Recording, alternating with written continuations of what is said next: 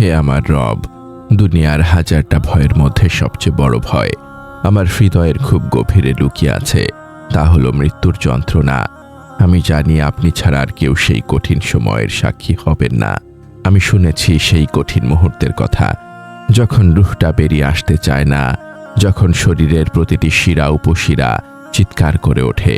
শুনেছি মৃত্যুর ফেরেশতা যখন প্রথমে আসেন, তখন ঘরের আলো যেন স্তব্ধ হয়ে যায়, চোখ স্থির হয়ে যায় এক অদৃশ্য বিন্দুর দিকে, হাত পা শীতল হতে শুরু করে। সেই সময় হে আল্লাহ, আমি যেন আমার মুখ দিয়ে শাহাদা উচ্চারণ করতে পারি।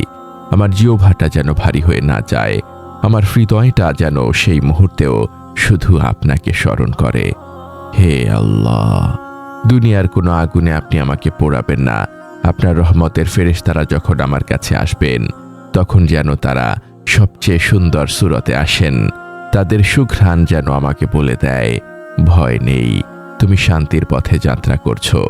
আমি চাই আমার রূহটা যেন আমার শরীর থেকে এক ফোঁটা পানির মতো সহজে বেরিয়ে যায়, যেন এটা এক বসন্তের শীতল বাতাস। হে আল মুহি, হে আল মুমিত, জীবনের শেষ মুহূর্তে আপনি আমাকে লজ্জিত করবেন না। আমার মৃত্যুটাকে আমার জীবনের সবচেয়ে সহজ ঘটনা বানিয়ে দিন। আসসালামু আলাইকুম ওয়া রাহমাতুল্লাহি ওয়া বারাকাতুহু। আমাদের এই প্রশান্তির আয়োজনে আপনাকে স্বাগতম। আজ আমাদের এই আধ্যাত্মিক সফরের ৮১তম পর্ব। আলহামদুলিল্লাহ, আমরা সবাই জানি মৃত্যু অনিবার্য, কিন্তু আমরা কখনোই ভাবি না আমাদের মৃত্যু কেমন হবে, সহজ হবে নাকি কঠিন। আপনি যদি আমাদের এই সফরের নতুন সঙ্গী হয়ে থাকেন, তবে এই আধ্যাত্মিক যাত্রায় আমাদের সঙ্গী হয়ে থাকতে পারেন। আমরা বিশ্বাস করি প্রতিটি কথা, প্রতিটি স্মরণ হৃদয়ের মরচে পড়া দাগগুলোকে মুছে ফেলতে সাহায্য করে। আপনার ঈমানি জীবনকে আরও সমৃদ্ধ করতে চান, আমাদের ব্লগে পড়ুন অনুপ্রেরণামূলক প্রবন্ধ, শুনুন হৃদয় ছোঁয়া অডিও এবং আপনার জীবনের প্রতিটি প্রশ্নের ইসলামিক সমাধান খুঁজে নিন।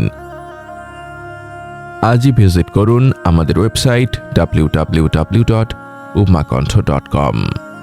আজকের এই মোনাজাতটি সেই সব ভাই বোনদের জন্য যারা নিজেদের শেষ যাত্রাকে ভয় পায়, কিন্তু এই ভয়কে দূর করার জন্য প্রস্তুতি নিতে চান। কারণ আমাদের শেষ দিনের প্রস্তুতি বলে দেবে আমাদের বাকি জীবন কেমন কাটবে। আল্লাহ তাআলা পবিত্র কোরআনে বলেছেন, কুল্লু নাফসিন যায়িকাতুল মাউত, প্রত্যেক আত্মাকেই মৃত্যুর স্বাদ গ্রহণ করতে হবে। সূরা আলে ইমরান আয়াত ১৮৫। তবে সবার মৃত্যুর স্বাদ একরকম হবে না। কেমন হবে সেই পার্থক্য? মুমিনের মৃত্যু। রাসূলুল্লাহ সাল্লাল্লাহু আলাইহি ওয়াসাল্লাম মুমিনের মৃত্যুর বর্ণনা দিয়েছেন। তিনি বলেছেন, যখন মুমিনের মৃত্যুর সময় ঘনিয়ে আসে, তখন তার কাছে আসমান থেকে একদল ফেরেশতা আসেন, যাদের মুখমণ্ডল সূর্যের মতো উজ্জ্বল। তাদের সাথে থাকে জান্নাতের কাফন ও জান্নাতের সুগন্ধি। তারা মুমিনের চোখের সামনে বসবেন। মুমিন তখন ফেরেশতাদের দেখতে পাবে। মৃত্যুর ফেরেশতা এসে বলবেন, হে পবিত্র আত্মা, তুমি আল্লাহর ক্ষমা ও সন্তুষ্টির দিকে বেরিয়ে এসো। তখন মুমিনের আত্মা শরীর থেকে এমনভাবে বেরিয়ে আসে, যেমন মস্ক বা কলস থেকে পানির ফোঁটা গড়িয়ে পড়ে। আত্মা বের হওয়ার সাথে সাথেই ফেরেশতারা সেটাকে নিয়ে যান। মুসনাদে আহমদ ১৮৫৪৬।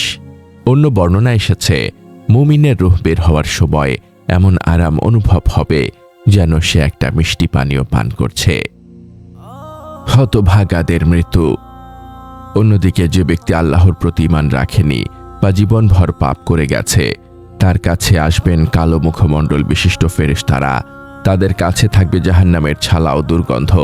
মৃত্যুর ফেরেশতা তাকে বলবে, হে অপবিত্র আত্মা, তুমি আল্লাহর ক্রোধ ও গজবের দিকে বেরিয়ে আসো। তখন রূহটা শরীর থেকে এমনভাবে টেনে বের করা হবে, যেমন ভেজা পশমের ভেতর থেকে কাঁটাযুক্ত ডাল টেনে বের করা হয়।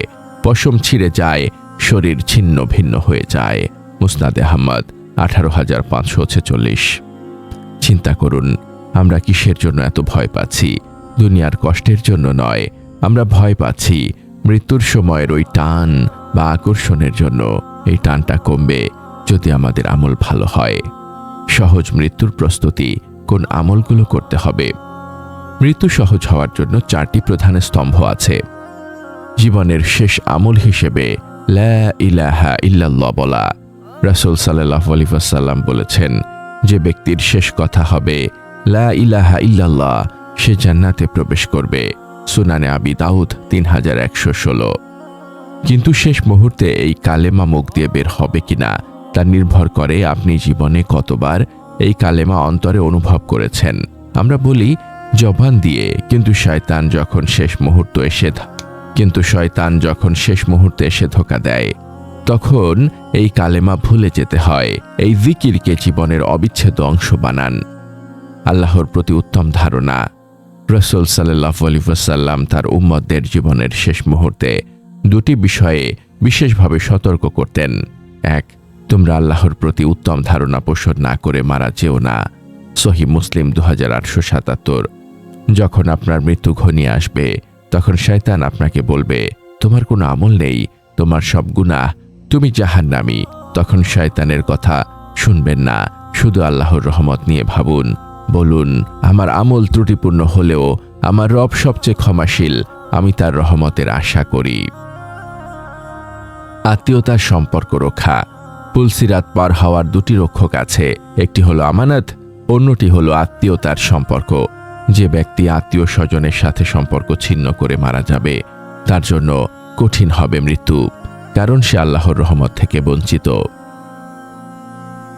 উত্তম চরিত্রে অটল থাকা।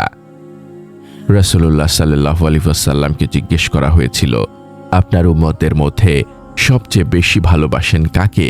তিনি বললেন, তোমাদের মধ্যে যাদের চরিত্র সবচেয়ে ভালো, আল্লাহ সেই ব্যক্তির উপর সন্তুষ্ট হন যে মানুষের সাথে নম্র আচরণ করে, ক্ষমা করে দেয় এবং তার জবানকে সুন্দর রাখে। এই সন্তুষ্টি মৃত্যুটাকে ফুলের মতো নরম করে দেয়। দোয়া।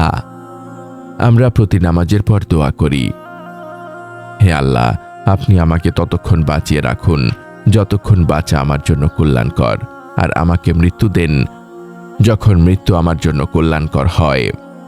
এই দোয়াটা সবসময় পড়তে হবে, কারণ আপনি জানেন না কখন আপনার জন্য বেঁচে থাকাটা ক্ষতিকর হয়ে যাবে।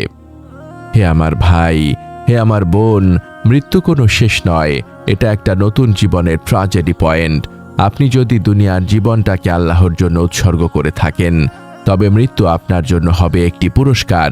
মুমিনের মৃত্যু মানে কষ্টের দুনিয়া থেকে শান্তির জান্নাতে যাত্রা শুরু। এই মৃত্যুকে ভয় পাবেন না, বরং খারাপ মৃত্যুকে ভয় করুন। হযরত আয়েশা রাদিয়াল্লাহু তাআলা আনহা বলেন, রাসূলুল্লাহ সাল্লাল্লাহু আলাইহি ওয়াসাল্লামের মৃত্যুর সময় আমি তার কাছেই ছিলাম। তার মাথার কাছে একটি পানির পাত্র ছিল। তিনি মাঝে মাঝে তার হাত তাতে ডুবিয়ে মুখমণ্ডল মুছে নিতেন এবং বলতেন, হে আল্লাহ, মৃত্যুর যন্ত্রণা ও কষ্টের ওপর আমাকে সাহায্য করো। সুনানে তিরমিজি 978। যদি বিশ্বনবী এই দোয়া করে থাকেন, তবে আমাদের জন্য এই দোয়া করা কত বেশি প্রয়োজন। হে আল্লাহ, হে আল হাইয়ু, হে আল কাইয়ুম, আমি আপনার সেই দুর্বল বান্দা যে জীবনের শেষ মুহূর্তকে ভয় পায়। আমার মৃত্যুর সময় যখন চোখ উল্টে যাবে, কান শুনতে পাবে না, হৃদয় থেমে যাবে, তখন আপনি আমার জবানকে আপনার নামের সাথে জুড়ে দিন। হে রব, আমাকে ইস্তিকামাহ দিন, যাতে আমি জীবনের শেষ দিন পর্যন্ত কোনো গুনাহ না করি। আমার রূহ যখন শরীর ছেড়ে যাবে, তখন যেন আমি আপনার ফেরেশতাদের দেখে ভয় না পাই। আমাকে সেই সৌভাগ্যবানদের অন্তর্ভুক্ত করুন যাদেরকে আপনি বলেন, হে প্রশান্ত আত্মা, তোমার রবের দিকে ফিরে এসো, তুমি তার প্রতি সন্তুষ্ট এবং তিনিও তোমার প্রতি সন্তুষ্ট। সূরা আল ফজর আয়াত 27 থেকে 28। আমার মা বাবা, আত্মীয় স্বজন এবং আমাকে আপনি সহজ মৃত্যু দান করুন। মৃত্যুর পর আমাদের কবরকে জান্নাতের বাগান বানিয়ে দিন এবং জান্নাতুল ফেরদৌসের শীতল বাতাসে আমাদের রূহকে শান্তি দিন।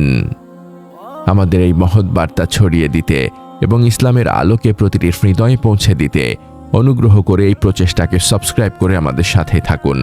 আপনার প্রতিটি অনুসরণে আমাদের এই পথ চলাকে আরও বেগবান করবে। আমিন ইয়া রাব্বাল আলামিন।